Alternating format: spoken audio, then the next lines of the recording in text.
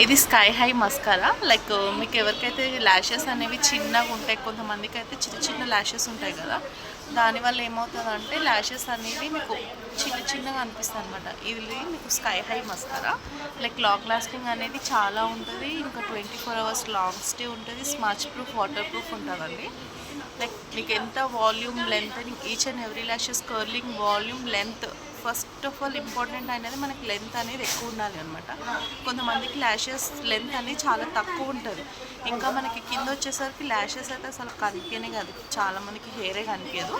But దీనివల్ల ఏంటంటే మీకు ఫైన్ టిప్ అనేది కిందకు వచ్చేసరికి మనకి కింద ల్యాష్ అనేది కూడా వాల్యూమ్ చేస్తుంది అనమాట, లైక్ లెంతనింగ్ చేస్తుంది. దీన్ని ఒకసారి టెస్టర్ చూపిస్తాను.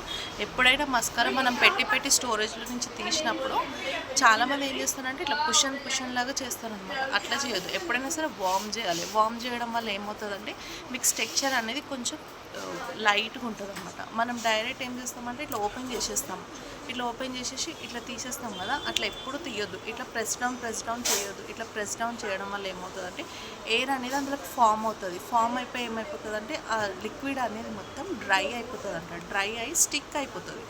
దానివల్లనే చాలామందికి మస్కరాస్ అనేవి డ్రై అయిపోతాయి. ఎప్పుడైనా క్యాప్ టైట్ పెట్టాలి. మీరు యూజ్ చేసే టైంలో ఏంటంటే దీన్ని కొంచెం 2 చేతులతో ఇట్లా వార్మ్ చేయాలి.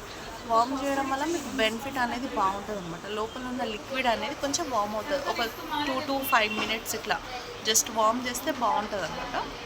ప్లస్ ఓపెన్ చేశాక లిక్విడ్ మొత్తం మనం ఇట్లా తీసుకోవడం వల్ల ఏమవుతుందంటే మీకు లిక్విడ్ అనేది ఆల్మోస్ట్ ఈ స్కై హైలో డిఫరెన్స్ ఏంటి అంటే వేరే మస్కరాస్కి లిక్విడ్ మొత్తం వచ్చేస్తుంది, బట్ ఇది అట్లా కాదు. లిక్విడ్ మనకి ఎంత కావాలో అంత మాత్రమే దీనికి వస్తుంది అనమాట. ఎక్స్ట్రా లిక్విడ్ మొత్తం లోపల